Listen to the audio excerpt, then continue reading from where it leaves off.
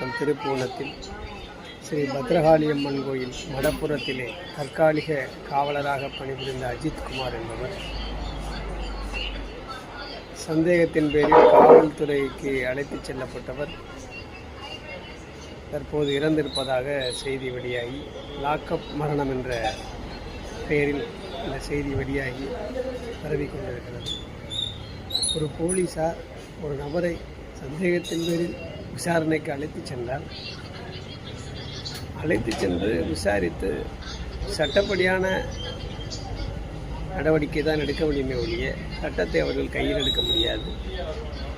ஏற்கனவே சாத்தான்குளம் சம்பவம் இன்றைக்கும் அழியாத வடுவாக இருக்கிறது. அது காவல்துறைக்கு தெரியும். அதில் சம்பந்தப்பட்டவர்கள் இன்று வரையில் துணையில் கூட வர முடியவில்லை. ஸோ அப்படி இருக்கிற காலகட்டம் இன்றைக்கு வெளிப்படையான காலகட்டம். சட்டங்கள் அனைவருக்கும் தெரியும்.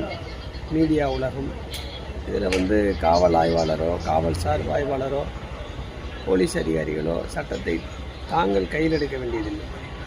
நீதிமன்றத்திற்கும் சட்டப்படியான தண்டனை பெறுவதற்குமான ஒரு ஏஜெண்ட் தான் காவல்துறை.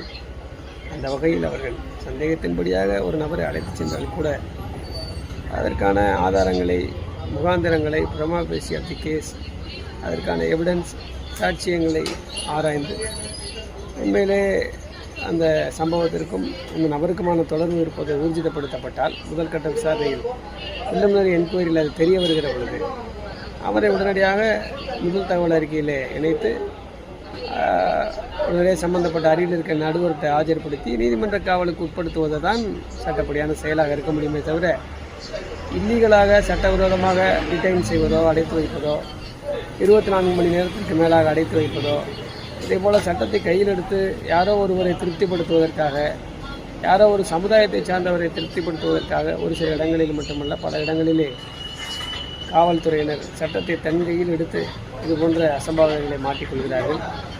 எவ்வளவு கஷ்டப்பட்டு காவல்துறை மக்களுக்காக பணியாற்றிய பொழுதும் சில நேரங்களில் இந்த மாதிரியான சம்பவங்களால் ஒட்டுமொத்த காவல்துறைக்கும் இந்த மாதிரியான பிரச்சனைகளை உண்டு பண்ணி விடுகிறார்கள். ஆகவே சிவகங்கை மாவட்டம் திருப்புவனத்தில் நடந்த இந்த லாக்அப் டெத்தாக இருக்கட்டும், சாத்தான்குளம் சம்பவமாக இருக்கட்டும், இது போன்ற பல சம்பவங்களில் கூட காவல்துறையினர் அவர்களே சட்டத்தை கையில் எடுப்பது தான் நடந்து விடுகிறது. அதனை தவிர்க்கிற பொழுது மக்களுடைய நண்பர்களாக இருக்கக்கூடிய காவல்துறையினர் மக்கள் மத்தியில் நட்பெயரோடு தொடர்ந்து பயணிக்க முடியும். ஒரு சில காவல் அதிகாரிகள் வேகத்தில் இதை போல செய்கிற பொழுது ஒட்டுமொத்த காவல்துறைக்கும் மேலதிகாரிகளுக்கும் மிகுந்த சிரமங்களை ஏற்படுத்தி வருகிறது. அதை தவிர்ப்பதற்காக இல்லீகல் டிடென்ஷன், இல்லீகல் கஸ்டடி, இந்த மாதிரி லாக்அப் மரணங்களை தவிர்ப்பதற்கு